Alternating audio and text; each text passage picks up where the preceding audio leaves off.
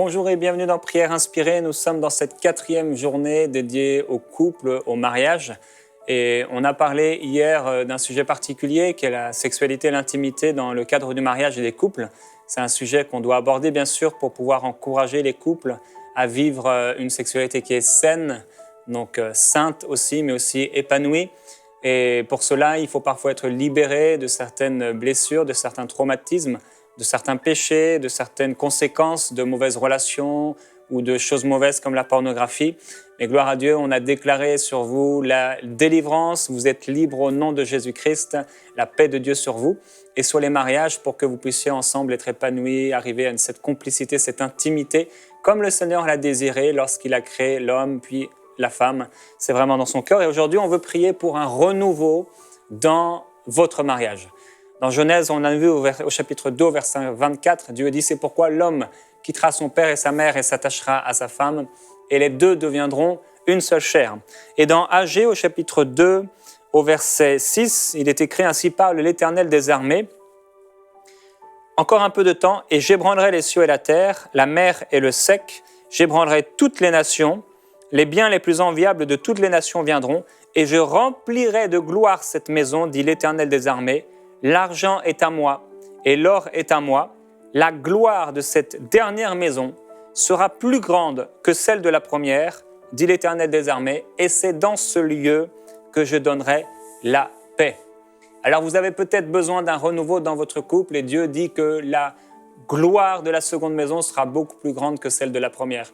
Et j'aimerais vous dire que peut-être vous avez connu jusqu'ici une première saison dans votre couple et dans votre mariage, mais Dieu parle et Dieu prophétise sur votre mariage pour que vous puissiez entrer dans une saison de gloire plus grande, une saison nouvelle, une saison de grâce, une saison de bénédiction.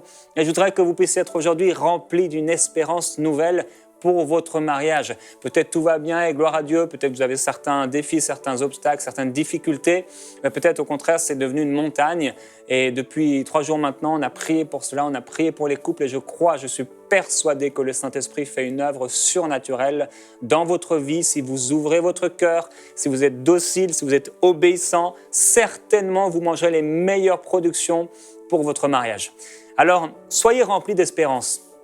Je prie que la foi se lève dans votre cœur, qu'il y ait une nouvelle espérance au nom de Jésus-Christ qui vous anime, qui vous envahisse. Quand on ouvre notre cœur, le Saint-Esprit parfois nous amène dans ses révélations et tout à coup on est rempli d'espérance, on voit à nouveau, le voile est écarté, le voile est ôté et à nouveau on est rempli d'espérance. Quand on regarde à lui, quand on tourne les regards vers le Seigneur Jésus-Christ, la parole de Dieu déclare qu'on est rayonnant de joie et on est rayonnant de joie parce que si non seulement on le voit, mais on voit aussi tout ce qu'il a prévu pour nous, les révélations qui permettent à ce voile d'être ôté de notre visage, de notre vue, de notre compréhension, de notre mentalité. Et alors on commençait à penser comme Dieu pense. Et quand on pense comme Dieu pense, tout est possible. Quand on pense comme Dieu pense, rien n'est impossible. Quand on pense comme Dieu pense, et ses pensées sont tellement élevées au-dessus de l'homme animal, quand on pense comme Dieu pense, nous sommes remplis d'espérance. Alors soyez remplis d'espérance au nom de Jésus-Christ. Il faut maintenant un renouveau dans l'honneur, dans le couple, et c'est certainement une des choses importantes que vous puissiez vivre un renouveau au niveau de l'honneur dans votre couple. C'est pourquoi je voudrais vous conseiller aujourd'hui, honorez-vous et supprimez, refusez le déshonneur dans votre couple. Je vous encourage à écouter cette émission et cette série d'émissions avec votre épouse ou votre époux. C'est important. Et dans 1 Pierre, Pierre dira quelque chose, il va s'adresser aux hommes. Dans 1 Pierre, au chapitre 3 et au verset 7, il dit ici « Vous de même, Marie, montrez à votre tour de la sagesse dans vos rapports avec vos femmes, comme avec un sexe plus faible ou encore une nature plus délicate. Honorez-les comme devant aussi hériter avec vous de la grâce de la vie, qu'il en soit ainsi afin que rien ne fasse obstacle à vos prières. » Ici, l'apôtre Pierre dit d'honorer son épouse. Alors, c'est quelque chose qu'on ne fait pas forcément naturellement. Je me souviens quand on s'est mariés, on avait 20 ans et Annabelle venait tout juste d'avoir 21 ans et j'étais pas prêt, on n'était pas prêt pour le mariage. En fait, je me demande si un jour on est vraiment prêt pour le mariage. Mais je crois que par sa grâce nous permet de pouvoir vivre le mariage et de pouvoir être épanoui dans le mariage. Et donc j'avais 20 ans et je n'étais pas vraiment prêt pour le mariage. Vous savez, bon, jusqu'ici, j'avais eu dans le monde, lorsque j'étais rétrograde, des copines. Mais une épouse, ce n'est pas une copine. Et une épouse, ce n'est pas une amie. Juste une amie, comme on peut en avoir dans le monde. Ça doit être notre meilleure amie, bien sûr. Alors, un jour, il y avait mon beau-frère qui était là, Gwen d'ailleurs, qui anime l'émission Hosanna, et c'est le mari donc, de ma sœur. Et il me dit, mais Jérémy, t'as vu comment tu parles à Annabelle? Et quand il m'a dit ça, tout à coup, je me suis dit, mais c'est vrai, je lui parle mal. Je lui parlais mal, c'est pas que. Il n'y avait pas de gros mots, il n'y avait pas d'éclat de voix, mais c'est juste la façon, la tonation avec laquelle je lui parlais, c'était pas sain, c'était pas pur. Et je me suis dit, il faut que je change. Et cette simple parole, a permis à mon cœur de changer et a permis à mon attitude envers elle d'être changée complètement. Ici, Pierre dit, honorez vos épouses. J'avais vu mes parents et gloire à Dieu, j'ai eu un bon modèle de couple avec mes parents qui sont toujours ensemble aujourd'hui et qui le resteront. Vraiment un bon modèle d'amour. Ça m'a beaucoup aidé. Donc ça m'a aussi préparé. Mais le fait d'honorer l'autre, même si je l'ai vu chez mes parents, ce n'est pas quelque chose qui était forcément naturel en moi et ce n'est peut-être pas quelque chose qui est naturel en vous. On ne pense peut-être pas honorer l'autre. Et le problème aussi, c'est la familiarité. Quand on passe beaucoup de temps avec quelqu'un, on en devient familier. Quand on connaît quelqu'un, par exemple, je sais pas, il y a des gens, ils sont fans, vous savez, ils sont fans d'un sportif, d'un acteur, je ne sais quoi. Ils peuvent être fans et là, ils s'imaginent que la personne, c'est quasiment un dieu. Et quand ils le rencontrent, voilà, ils sont super excités, ils veulent un autographe, etc. Mais s'ils passent des mois avec cette personne, au bout d'un moment, cette personne, ça devient comme n'importe qui. C'est la familiarité. Et dans le mariage, il ne faut pas qu'on soit familier. On doit honorer et respecter notre épouse et on doit aussi honorer en tant qu'épouse et respecter notre mari.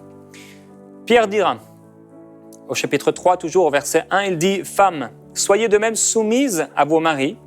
Et au verset 4, il parlera de la parure intérieure et cachée dans le cœur, la pureté incorruptible d'un esprit doux et paisible qui est d'un grand prix devant Dieu.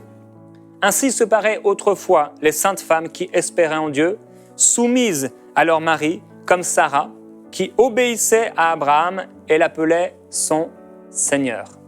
Alors ça, c'est une parole qui peut faire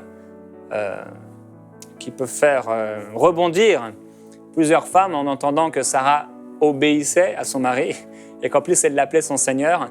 C'est pas quelque chose de culturel aujourd'hui. C'est pas quelque chose de naturel aujourd'hui. Si une femme dit « moi j'obéis à mon mari », c'est le message, je ne sais pas, sur un réseau social ou dans le journal et qu'elle dit une chose comme ça à la télévision, vous pouvez être sûr que ça va amener et ça va susciter des réactions incroyables. Si une femme juste dit « j'obéis à mon mari », alors imaginez, si une femme dit « je me soumets à mon mari », là encore, ça va susciter beaucoup de questionnements et certainement qu'à la suite de cette émission, sur YouTube ou ailleurs, il y aura toutes sortes de commentaires. Mais c'est biblique et une femme peut se soumettre à son mari, mais cette soumission, par contre, et c'est là que les incroyants souvent ne comprennent pas, ou que les gens qui n'acceptent pas la culture de Dieu ne comprennent pas les choses, c'est que cette soumission, elle est saine, elle est bonne. Ce n'est pas une soumission qui va me faire du mal, c'est une soumission qui va me faire du bien. Et cette soumission, elle est importante dans le cadre du mariage, et elle appelait Abraham son Seigneur. Donc en fait, ça montrait un profond respect. Et on doit faire le choix de s'honorer l'un et l'autre. On doit créer dans la maison, dans le mariage, une culture de l'honneur. Et on doit non seulement créer cette culture, mais refuser toute marque, tout signe, toute parole, tout geste de déshonneur. En fait, il faut qu'on élève l'autre. Le déshonneur, c'est par exemple les éclats de voix. Le déshonneur, c'est les paroles blessantes, les paroles méchantes. Le déshonneur, c'est par exemple de crier contre, pour les femmes, leur époux, ou pour les maris, leur épouse, comme on pourrait crier après un chien. On ne crie pas après son épouse comme on crie après un chien. Et Paul dira dans Éphésiens chapitre 4, verset 26, « Si vous vous mettez en colère, ne péchez point, que le soleil ne se couche pas sur votre colère. » Donc, vous devez prendre la décision si vous êtes quelqu'un de colérique et si dans votre colère et dans votre comportement, parce que vous ne manifestez pas le fruit de l'esprit qui est la maîtrise de soi, et la patience, la douceur, la tempérance. Si ces choses ne sont pas en vous et que ça fait de vous, du coup, une personne colérique, il faut que vous puissiez vous dire maintenant, pour moi, c'est fini la colère. C'est fini le déshonneur. C'est fini les éclats de voix. Alors, je veux proclamer sur vous, on va prier pour ça, un renouveau dans l'honneur. Et aussi, je veux prier pour un renouveau dans le don de soi. Dans Éphésiens 5, 25, Paul dit « Marie, aimez vos femmes comme Christ a aimé l'Église et s'est livré lui-même pour elle. » Ou encore, il dira au verset 28, « C'est ainsi que les maris doivent aimer leurs femmes comme leur propre corps. Celui qui aime sa femme s'aime lui-même. » Et je voudrais encourager les maris à un amour qui ne cherche pas son intérêt. On en a un peu parlé hier, à un amour complet. Que votre amour, frère, soit un amour qui ne cherche pas son intérêt. Oui, je veux proclamer un renouveau dans le don de soi. Vous êtes là pour donner, pas pour recevoir. Et pour les épouses, dans Éphésiens 5, 22, « Femmes, soyez soumises à vos maris. » Et au verset 24, « Or, de même que l'Église est soumise à Christ, les femmes aussi doivent l'être à leur mari en toutes choses. » Et mesdames, comme je l'ai fait hier, je voudrais vraiment vous encourager à une soumission divine en toutes choses, à être des femmes douces. Pierre parlait de cette parure dans le cœur qui va se manifester par une personnalité de douceur, empreinte de douceur.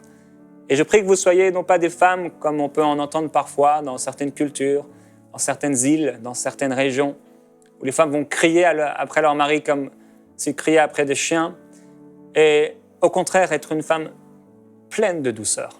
Et je bénis le Seigneur vraiment régulièrement pour la femme qu'il m'a donnée parce qu'elle est pleine de douceur. Mais si je voudrais vous encourager, mesdames, à vous donner un renouveau dans le don de soi. On a parlé hier de la sexualité. La parole de Dieu dit d'être soumis en toutes choses. Et là encore, ça fait partie de la sexualité. Ça veut dire quoi? Ça ne veut pas dire que la femme est un objet ou que l'homme est un objet.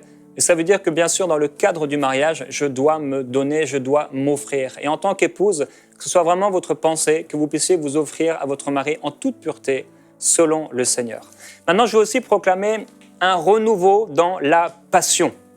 Dieu, il dit à travers son prophète Jérémie, au chapitre 2, au verset 2, dans le livre prophétique de Jérémie, il dit « Je me souviens de ton amour de jeune fille, de ton affection de fiancée.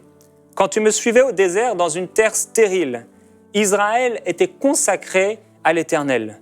Il était les prémices de son revenu. » Et au verset 5, « Ainsi parle l'Éternel, quelle injustice vos pères ont-ils trouvé en moi pour s'éloigner de moi et pour se rallier à ce qui est vain et devenir eux-mêmes vanité.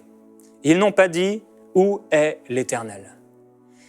Et là, Dieu se rappelle de l'amour qui animait Israël. Rappelez-vous lorsqu'ils sont sortis d'Égypte. Rappelez-vous ce qui s'est passé.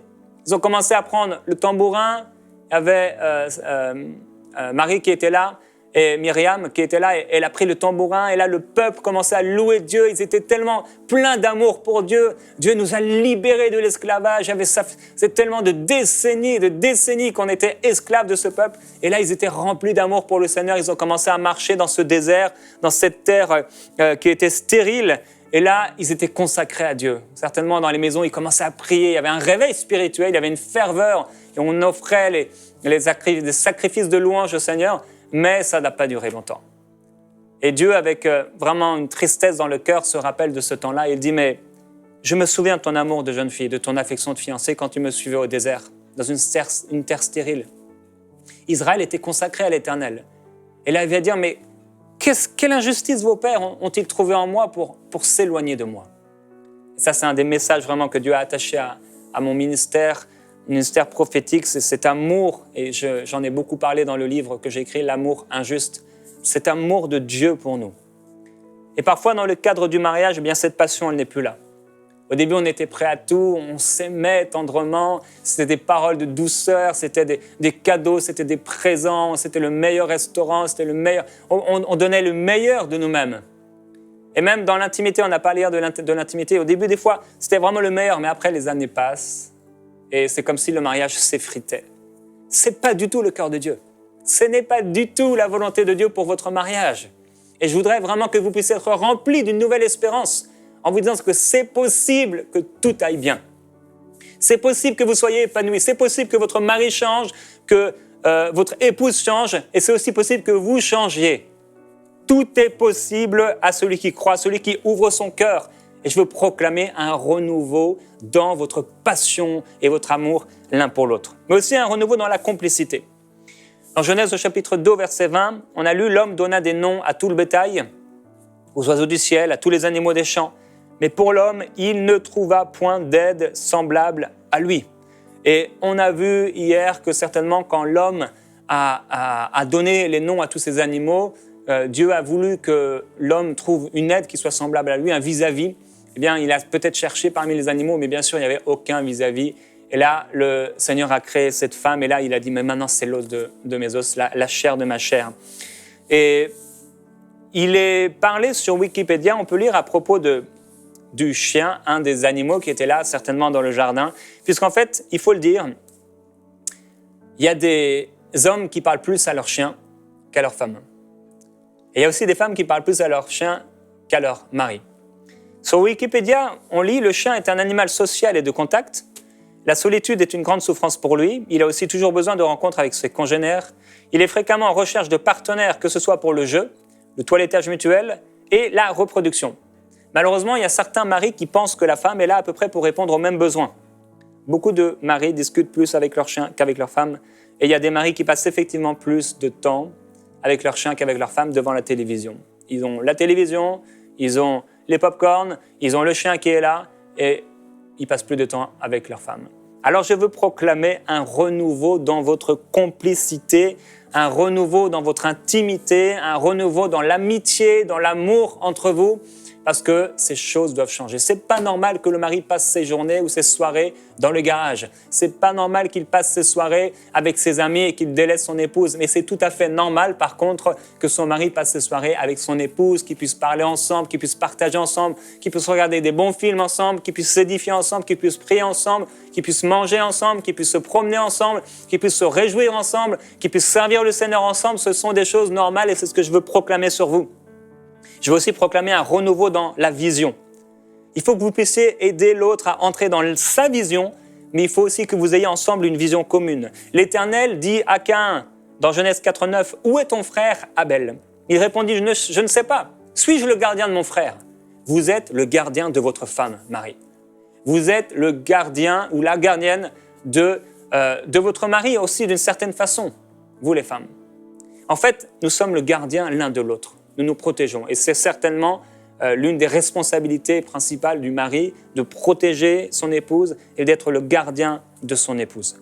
Dans Amos, au chapitre 3, verset 3, il est écrit « Deux hommes marchent-ils ensemble sans en être convenus ?» Donc, nous ne pouvons pas marcher ensemble sans auparavant avoir discuté de notre chemin. Et souvent, on a discuté au départ et le temps a passé, on n'a plus le temps pour discuter. On n'a plus le temps pour partager la vision. Et dans ce cas-là, c'est important que l'un et l'autre, on puisse être, comme Jésus a dit, tomber en terre et mourir à nous-mêmes. Il dit, si le grain de blé ne tombe en terre et ne meurt, il reste seul. Il est isolé.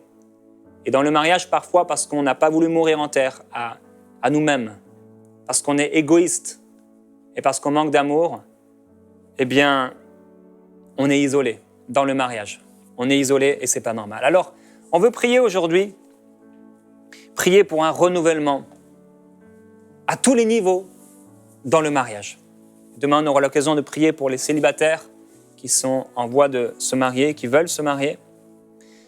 Et aujourd'hui, on veut prier pour un renouveau dans votre mariage. Et je voudrais vraiment maintenant vous encourager à fermer vos yeux.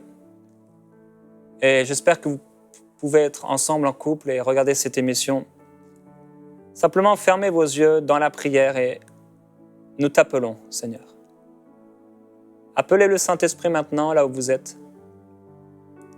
Appelez-le dans votre maison pour un renouveau. Et je vais vous poser un certain nombre de questions dans la prière, mais restez en prière. Restez les yeux sur le Seigneur. Pendant que vous entendez ces questions, peut-être laissez le Saint-Esprit y répondre dans votre cœur.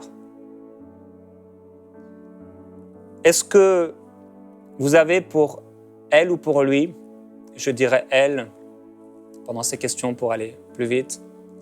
Est-ce que vous avez pour elle des marques d'attention? Est-ce que vous avez pour elle des paroles valorisantes? Est-ce que vous lui dites « je t'aime » ? Est-ce que vous lui offrez des cadeaux? Est-ce que vous lui faites du bien? Est-ce qu'ensemble vous êtes des complices? Ou est-ce que votre amour est devenu factice, faux? Est-ce que vous vous prenez dans vos bras comme Dieu peut nous prendre dans ses bras d'amour? Est-ce que vous lui prouvez votre amour? Est-ce que vous lui donnez la place qu'elle mérite? Est-ce que vous l'honorez comme étant une seule chair avec elle? Est-ce que vous la délaissez pour votre travail, pour vos amis, pour des activités? Est-ce que vous les maris, vous les frères, est-ce que vous lui parlez juste quelques minutes le soir dans votre lit en vous attendant à quelque chose toujours forcément? Ou est-ce qu'au contraire vous avez un amour dénué d'intérêt personnel, dénué d'égoïsme? Un amour qui aime sans rien attendre en retour. Un amour qui ne cherche pas son intérêt. Est-ce que vous savez l'écouter? Est-ce que vous aimez l'écouter? Est-ce que ces paroles ont de l'importance pour vous? Est-ce que vous pensez peut-être être le ou la plus spirituelle des deux? Est-ce que vous méprisez les talents, les dons que Dieu a déposés dans sa vie? Et que faites-vous pour l'aider à entrer dans la vision que Dieu a pour elle? Comment l'aidez-vous d'une manière concrète? Est-ce que vous vous moquez d'elle de manière publique? Est-ce que vous la déshonorez par vos paroles devant des amis, devant vos enfants, devant des étrangers? Est-ce que vous l'honorez en public et en privé, jusque dans votre intimité, et parfois en public devant vos amis, à l'église? Est-ce que vous l'honorez? Vous, les sœurs, est-ce que vous êtes vraiment soumises à votre mari? Et si oui, est-ce que cette soumission est une soumission en toutes choses? Est-ce qu'il y a encore des endroits où vous avez besoin de vous soumettre et de vous humilier devant Dieu? Est-ce qu'il y a peut-être quelque chose que l'autre aimerait vous dire depuis des mois, peut-être des semaines, des années, mais qu'il ne peut pas vous dire parce qu'il a peur de votre réaction, parce que vous auriez une mauvaise réaction, parce que vous avez une mauvaise attitude? Est-ce que vous êtes rempli d'amour, de douceur, de tendresse? Et maintenant, après toutes ces questions, pensez-vous, croyez-vous que Dieu peut guérir votre cœur, que Dieu peut guérir votre couple? Et je crois qu'il le peut. Je crois que Dieu est tout puissant pour vous guérir entièrement. C'est pourquoi je veux prier pour vous. Et Père, je te remercie pour l'importance de ce moment. Je veux proclamer, Père, un renouveau, un réveil dans l'amour pour ce couple qui écoute. Un réveil dans l'amour pour cette personne, cette femme ou ce frère qui écoute tout seul parce qu'il y a eu des difficultés. J'appelle cela du ciel. Que ta volonté, Père, soit faite dans ce couple, dans ce mariage, comme tu l'as voulu quand tu as créé l'homme et la femme. Que l'amour soit leur partage et que la paix soit leur partage. Père, je prie pour un renouveau dans l'amour et dans la passion. S'il y a des hommes qui écoutent, des maris qui sont durs, qui sont méchants, qui manquent de maîtrise d'eux-mêmes, peut-être même certaines personnes qui qui donne des coups. Viens briser cette colère, Seigneur. Viens briser ce péché. Viens briser cette carapace pour guérir le cœur qui agit ainsi. Libère aujourd'hui, Père, s'il te plaît. Viens libérer maintenant ces hommes cruels, méchants, qui au lieu de faire du bien, au lieu de chercher l'intérêt de l'autre, au lieu d'aimer comme tu as aimé l'Église, cherchent toujours leur bien-être personnel, se mettent toujours en avant, écrasent leurs femmes. Père, je prie que tu libères de tels hommes et que tu libères leur épouse en libérant leur mari de ce caractère mauvais. Glorieux Jésus-Christ, je prie que tu fasses des miracles maintenant dans ce temps de prière. Tu fasses des miracles à cause des paroles qui ont été données. Parce que tu es derrière ta parole pour l'accomplir. C'est pourquoi je parle un renouveau dans la complicité, un renouveau dans l'intimité, un renouveau dans la passion, un renouveau dans l'amour, un renouveau dans le partage, un renouveau, oui, dans le partage à tous les niveaux, le partage financier, le partage affectif, partage émotionnel, le partage de vision, un renouveau dans la vision au nom de Jésus. Père, je prie pour un renouvellement dans la vision. Un renouveau dans l'unité de cette vision. C'est clair, tu as parlé à l'un et à l'autre. Ils ont une vision individuelle, mais aussi ils ont une vision commune. Et je parle de cette vision commune. Je parle sur leur vie, peut-être ils ont des caractères, des appels différents. Mais certainement, comme tu l'as montré à Abraham, qui a mis 25 ans à comprendre que son appel, ce n'était pas un appel individuel. Ce n'était pas lui d'un côté et sa femme de l'autre. Mais c'était eux ensemble. Père, je prie que de la même façon, tu puisses parler aux frères, tu puisses parler aux sœurs et tu puisses leur révéler au nom de Jésus-Christ, par la puissance que tu as, de t'assujettir toutes choses, leur révéler à nouveau, les rafraîchir sur la vision commune. Père, je glorifie ton nom. Tu es extraordinaire et glorieux. Tu es puissant. C'est toi qui as institué le mariage et tu l'as béni. Merci parce que cette bénédiction est pour eux. Cette bénédiction est pour vous dans le nom de Jésus-Christ. Le Père vous a béni. Il a béni votre mariage. La bénédiction repose sur vous. C'est pourquoi je veux vous encourager. Alors que vous continuez à prier dans les prochaines minutes, à passer du temps ensemble, proclamez la paix de Dieu sur votre couple. Proclamez que vous êtes bénis. Proclamez la bénédiction et la faveur de Dieu sur vous au nom de Jésus-Christ. Envoyez-nous vos sujets de prière à prière@enseigne-moi.com.